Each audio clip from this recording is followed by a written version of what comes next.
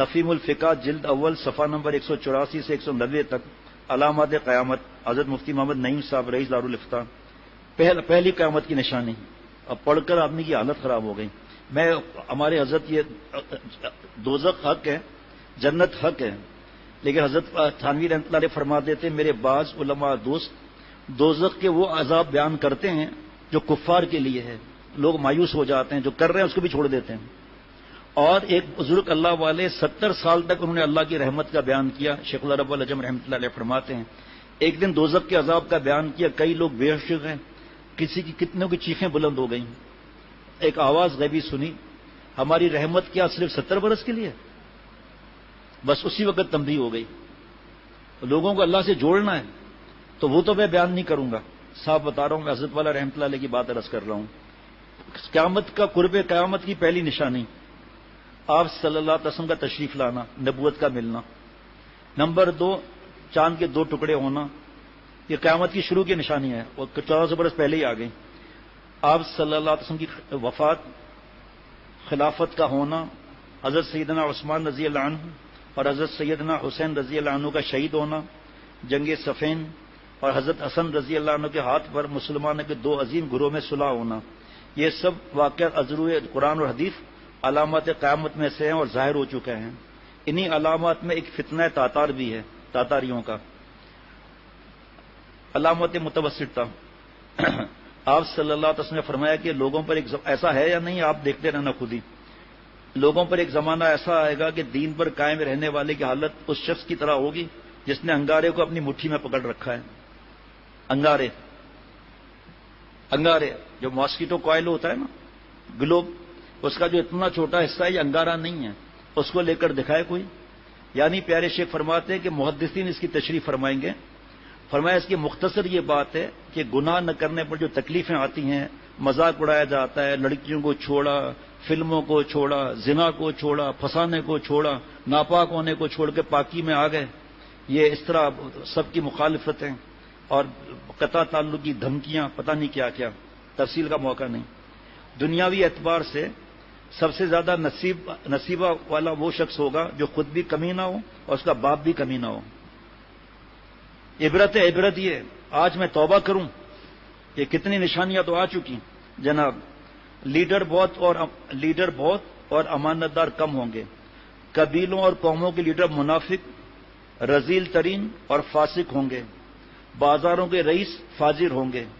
Police کی کثرت ہوگی جو ظالموں کی پشت پناہی کرے گی. بڑے عہدے نااہلوں کو ملیں گے، لڑکے حکومت کرنے لگیں گے. تجارت بہت پھیل جائے گی، یہاں تک کہ تجارت میں عورت اپنے شوہر کا ہاتھ بٹائے گی. یہ سب ہیں یا نہیں بھائی؟ کوئی ایسی مشکل تو نہیں ہے؟ سب جواب دیں بھائی، یہ سب نظر آ رہی چیزیں نہیں؟ اچھا جی. لیکن کساد بازاری ایسی ہوگی کہ نفع حاصل نہ ہوگا. ناپ تول میں کبھی کی جائے گی. لکھنے کا رواج بہت بڑھ جائے گا، مگر تعلیم محض دنیا کے لیے حاصل کی جائے گی کہ میں علم حاصل کروں محض دنیا کے لیے. آپ دیکھ رہے ہیں، آپ ایم اے کی ڈگری ملنے کے بعد یہ بھی حضرت تھانوی رحمۃ اللہ کے بیانات جو آخر میں اعلان کروں گا اس میں آیا ہوا ہے یہ کہ فارغ ہونے کے بعد 3 قسم کے گروپ بن جاتے ہیں. ایک تو پیسوں بھی لگ جاتا ہے، بہرحال اس میں نااہل کا کیا معاملہ ہوتا ہے. قرآن کریم کو گانے باجے کا آلہ بنا لیا جائے گا. ریا، شہرت اور مالی منفعت کے لیے گا کر قرآن کریم پڑھنے والوں کی کثرت ہوگی اور فقہا کی قلت ہوگی. علماء کو قتل کیا جائے گا اور ان پر ایسا سخت وقت آئے گا کہ وہ اپنے سرخ سونے سے زیادہ اپنی موت کو پسند کریں گے. اس امت کے آخری لوگ پہلے لوگوں پر لعنت کریں گے. آج کل دیکھ لیں گروپوں میں کیا ہو رہا ہے، یہی تو ہو رہا ہے. امانت دار کو خائن اور خائن کو امانت دار کہا جائے گا. جھوٹے کو سچا، سچے کو جھوٹا کہا جائے گا. یہ اخبارات وغیرہ میڈیا چینلز. اچھائی کو برا اور برائی کو اچھا سمجھا جائے گا. جو ناچ گانا نہ کرے، بے حیا عریانی فحاشی نہ کرے، اس کے بارے میں کیا کیا جملے کہا جاتے ہیں. اور جو شراب پیتا ہے، زنا کرتا ہے، خوب پیسے وغیرہ حرام کے کماتا ہے، اس کی سلوٹ کیسے مارے جاتے ہیں جناب. اجنبی لوگوں سے اس نے سلوک کیا جائے گا اور رشتہ داروں کے حقوق پامال کیے جائیں گے. بیوی کی اطاعت اور ماں باپ کی نافرمانی ہوگی. مسجدوں میں شور و شغب اور دنیا کی باتیں ہوں گی. سلام صرف جان پہچان کے لوگوں کو کیا جائے گا، حالانکہ دوسری حدیث میں ہے کہ ہر مسلمان کو سلام کرنا چاہیے، خواہ اس سے جان پہچان ہو یا نہ ہو. طلاقوں کی کثرت ہوگی، طلاقوں کی کثرت ہوگی جناب. نیک لوگ چھپتے پھریں گے اور کمینے لوگوں کا دور دورہ ہوگا. لوگ فخر اور ریا کے طور پر اونچی اونچی عمارتیں بنانے میں ایک دوسرے کا مقابلہ کریں گے. شراب کا نام بدل دیا جائے گا، سود کا نام بیع اور رشوت کا نام ہدیہ رکھ کر انہیں حلال سمجھا جائے گا. سود، جوا، گانے بجانے کے آلات، شراب خوری اور زنا کی کثرت ہوگی. ایک شخص بھی انگلی نہیں اٹھا سکتا. لیکن جتنا میں پڑھتا جا رہا ہوں نا، خدا کی قسم میرا ایمان بڑھتا جا رہا ہے کہ 1400 برس پہلے امام الانبیاء سید الانبیاء خاتم النبیین صلی اللہ علیہ وسلم نے یہ باتیں فرمائی ہیں. اس سے زیادہ کیا اسلام کے مذہب کے بارے میں دوسرے یہود و نصارہ کیا بول سکتے ہیں؟ ایسے ایمان لاتے ہیں. یہ پڑھیں تو صحیح، آگے سنیے. بے حیائی اور حرامی اولاد کی کثرت ہوگی. لوگ موٹی موٹی گدیوں پر سواری کر کے مسجدوں کے دروازے تک آئیں گے. ان کی عورتیں کپڑے پہنتی ہوں گی مگر لباس باریک اور چست ہونے کے باعث وہ ننگی ہوں گی. ان کے سر بختی اونٹ کے کوہان کی طرح ہوں گے، لچک لچک کر چلیں گی اور لوگوں کو اپنی طرف مائل کریں گی.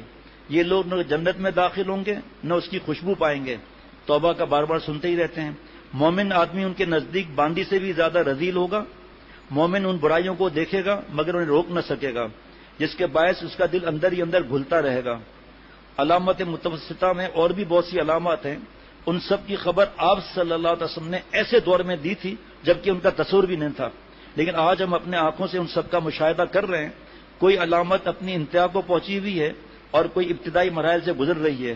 جب یہ سب علامات اپنی انتہا کو پہنچیں گے تو قیامت کی بڑی بڑی اور قریبی علامات کا سلسلہ شروع ہو جائے گا.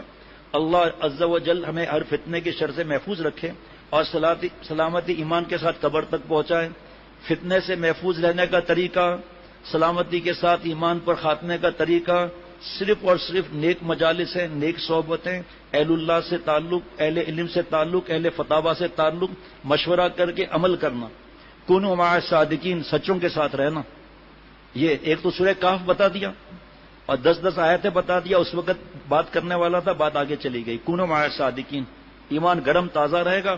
حضرت تھانوی رحمۃ اللہ علیہ فرماتے تھے کہ یہ آریہ مذہب جب شروع ہوا نا تو ان کو عیسائیوں نے نصرانیوں نے بہت پیسہ دیا.